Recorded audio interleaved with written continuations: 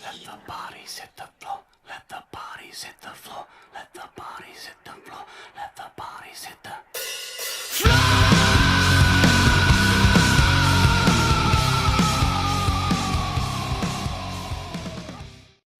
Hey everyone, and welcome to the second episode of my Let's Play of Far Cry Primal. Some things you'll probably notice as I go through this playthrough is that I have a lot of new abilities and skills. My little owl friend can now drop bombs. I have a nice new serrated stone spear tip, and I'll have a bunch of new animals fighting alongside me while I play as well. So in episode 1, I basically reviewed the story and the setting of the game, mainly looking at Oros and Taka's place within it, and I also demonstrated some of the core game mechanics.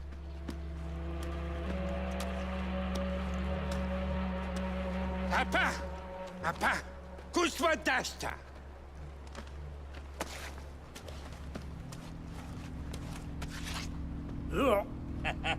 Kagura, Piki, Udam Hazar. Twanta Saiwadaha, Darwawai. Dasta. Ban. Wenja Shaiwai. Smajamai. Wenja Damja Brava.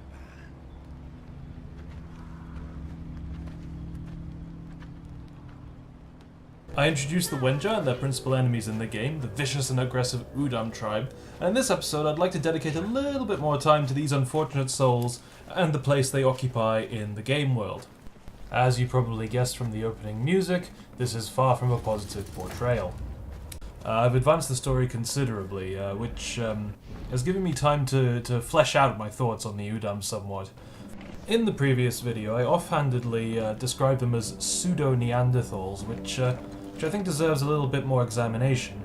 Of course, the game characters never use the word Neanderthal to describe the Udam tribe, which makes total sense in as much as they never say Homo sapiens to describe themselves either. To recap what I said last time, there are obvious physical resemblances to commonplace reconstructions of Neanderthal physiology in the Udam.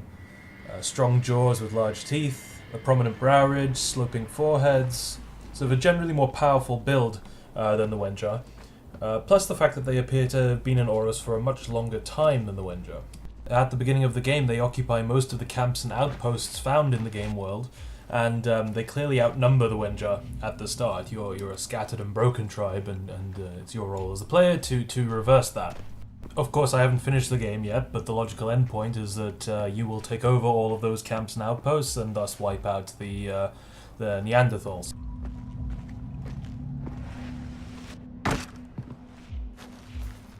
So there is plenty of circumstantial evidence pointing to their status as a precursor population to the Wenja in Central Europe. So, for all intents and purposes, the Udam, I think, should be seen as Neanderthals. Just for the record, what I'm doing here is setting fire to all of the Udam totems around their camp. I did an earlier mission in the game where this was the main objective of attacking camps, but that turns out not to be the case. So I wasted a bunch of time, basically.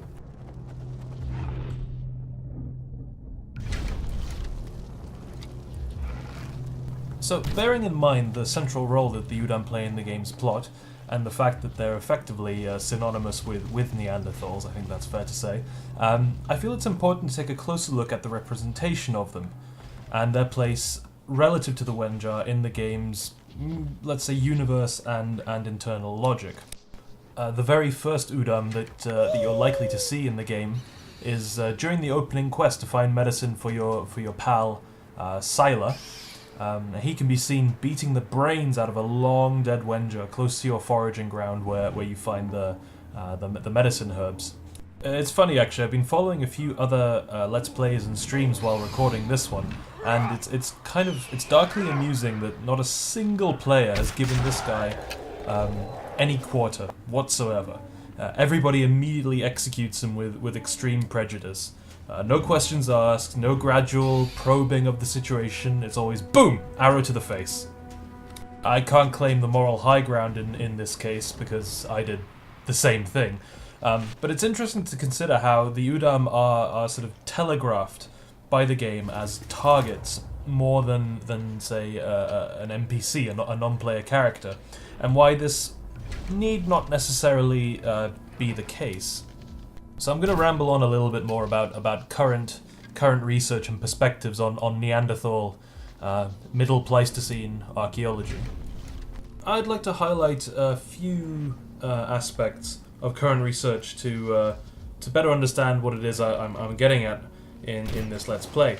Now, I'm only exaggerating a little when I say that the depiction of the Udam in the game could almost not be more out of step with current scholarship on Neanderthal society. Setting aside the fact that the real Neanderthals went extinct millennia before the time of Far Cry Primal, around 28,000 years ago in southern Spain. There are also, setting aside the actual research on the subject, there are a bunch of issues in terms of gameplay and story. Just to mention a few things, a lot of really high quality research has gone into testing the hypothesis that Neanderthals were sophisticated toolmakers, advanced problem solvers, and maybe even artists in some cases who emerged from a predecessor Homo lineage somewhere in Western Eurasia between about 300,000 years and 200,000 years before present, and obviously coexisted for a significant amount of time, several millennia in fact, with our species in this area. At this point in time, it seems fairly likely that Neanderthals were capable of speech, which, to be fair, is shown in Primal. It would be kind of awkward to have main antagonists who couldn't communicate with you at all. And they also maintained a degree of social complexity. Like us, they of course walked upright, but they also cared for their own kind in old age, and might even have treated their dead with comparable care. Additionally, while evidence of violence can be found in the bioarchaeological record, in skeletons and the like, there's now plenty of evidence of coexistence of Homo sapiens and Neanderthals, Homo neanderthalis, shown by the presence of a very small percentage of Neanderthal DNA in modern European populations, and it's exclusive to modern European populations.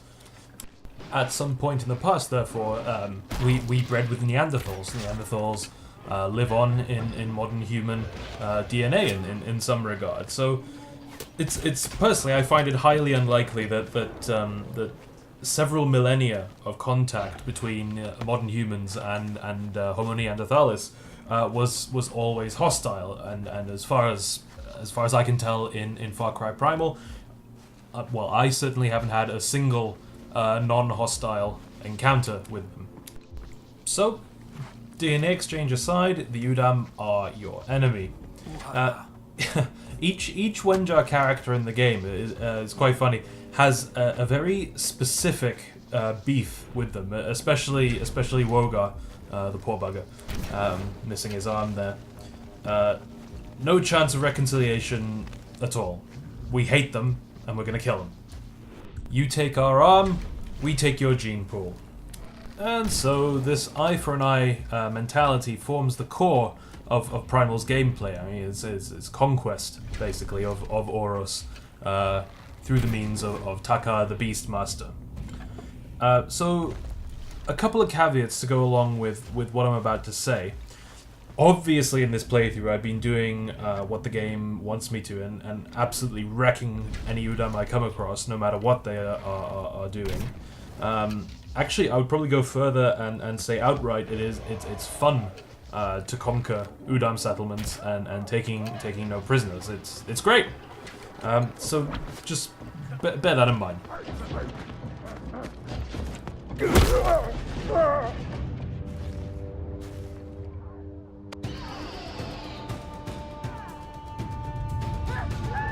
So I'm just going to cut away for a second to show an Easter egg that I found in the game, which is a reference to Far Cry Blood Dragon, one of the previous games in the series.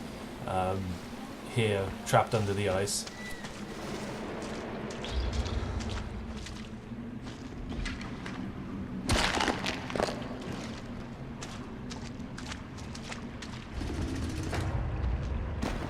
skeleton of one of the titular blood dragons with a clutch of its neon pink eggs. And the game even gives you a little achievement for finding it.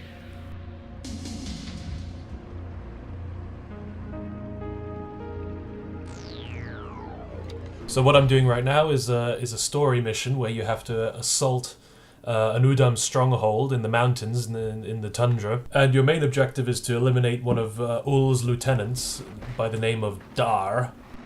I mentioned before that the Wenja and the Udam are kind of functionally interchangeable. They can stand in for one another, except for the whole cracking skulls and eating what's inside thing that they have going on. And yes, Neanderthals did sometimes appear to have eaten their own kind, but here's the thing. So did we, or so do we, rather. But in the real world, never ever for the reasons that Primal gives. The type of cannibalism practiced by the Udam, subsistence cannibalism, almost doesn't exist in either the archaeological or the ethnographic record. In the kind of less progressive era of anthropological research in the 19th century and early 20th century, there was much ado about particularly Pacific Islanders engaging in cannibalism to feed themselves. Before this, there were plenty of traveller diaries, of course, from the Age of Sail and before, of the savage nature of non-European society intended to shock and amuse audiences at home in Europe. But ultimately, these things are nothing more than fanciful tales. The fact of the matter is that subsistence cannibalism is hugely unsustainable. It's not something that makes sense on any level, nutritional or otherwise. Just to break this down a little further, because humans reproduce quite slowly and because we dedicate a lot of our growth towards maintaining large brains, we just simply aren't very efficient ways of gaining nutrition. So due to the historical baggage of cannibalism as being kind of representative of racist ethnographies of indigenous societies, as well as the fact that it just makes no goddamn sense, archaeologists are hugely careful when it comes to the analysis of circumstantial evidence for cannibalism, such as cut marks on bones. It's important to remember that whenever cannibalism is present in a given society, it's usually part of the ritualistic treatment of the dead. That is, eating the flesh of an ancestor is kind of a way to reincorporate their spirit or their power into the community that they have left behind. Another reason is in warfare you might want to express dominance over a defeated enemy, so you kill them and eat their flesh. But in both cases, you're not eating human flesh because you think it's the most delicious thing in the world and it's where you get most of your calories from. And finally, survival cannibalism is just that. You're doing it for survival. Bringing this background to the Neanderthals themselves, there's a famous site in northern Spain called El Cidrón, where there is evidence to suggest that there was survival cannibalism taking place, as a group was killed and eaten by another group, possibly during winter when food was less abundant. Interestingly, in Far Cry Primal, the game implies that the Udam were locked away under ice for a long period of time before the receding glaciers exposed Oros once more. This carries the implication is that this is why the Udam are cannibals, because they had to survive somehow underground, and eating each other made the most sense, but it's also what led them to contract skullfire, the disease which seems to be driving them all insane.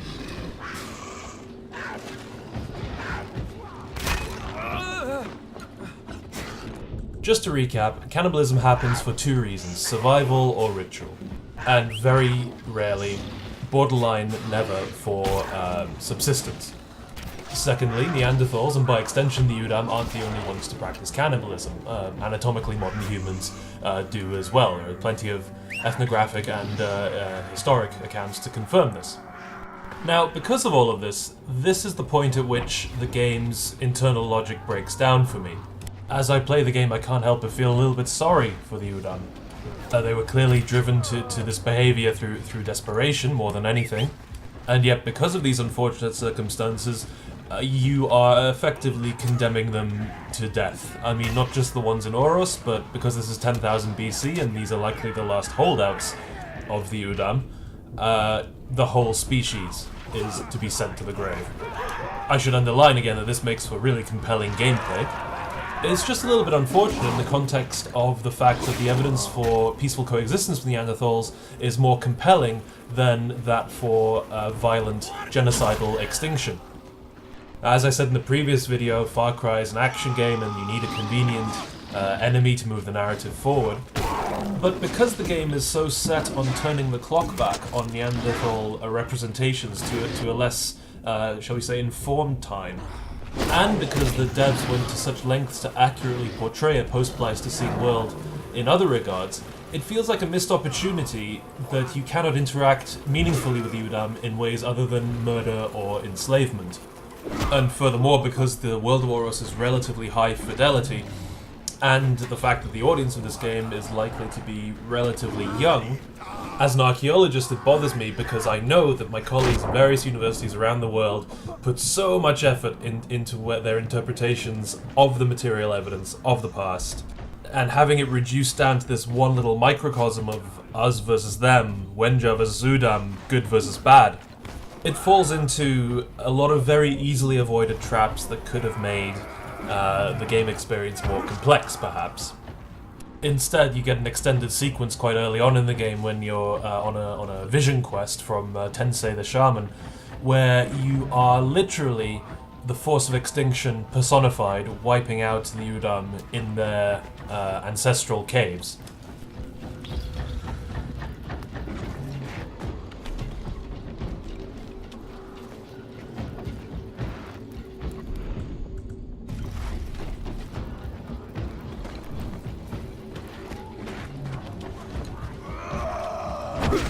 So in case you haven't already figured it out, this is Dar, the chieftain of the tribe of Udam up here in the mountains, and he smells so bad that the player takes damage from being close to him.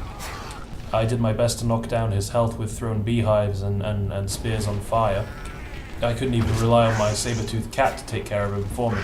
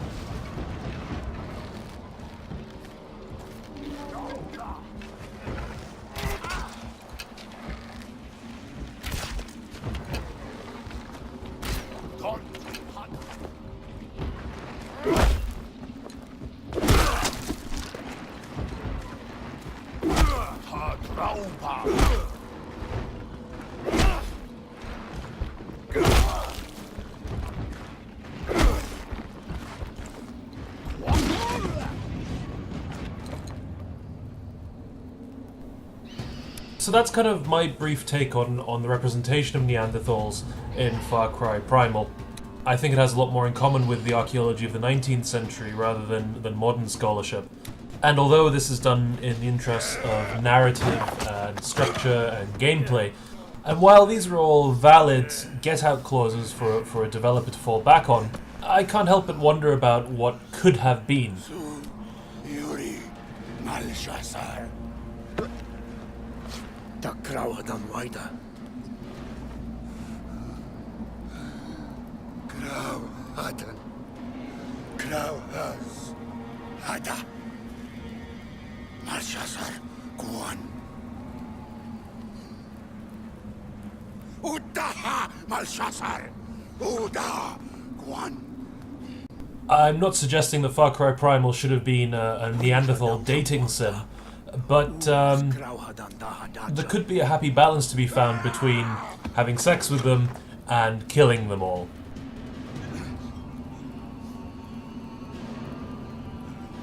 Wenja Damshamheimers.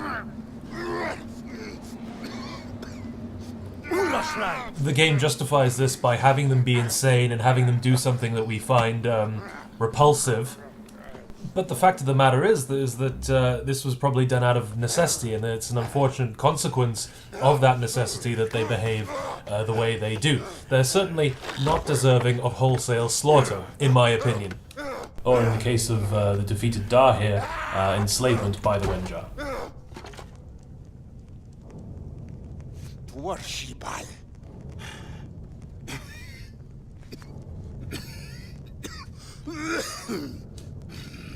Saiv Malshazar. Namalsh. Malsh. Wenja, dai shikwati krawalanda.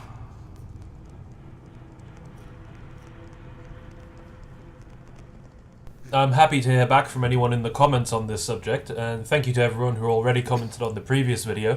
I hope you enjoyed this one, and I hope you'll join me next time for the third episode, which will focus on the archaeology of the Wenja. And that's all from me for now. Thank you very much. Bye-bye.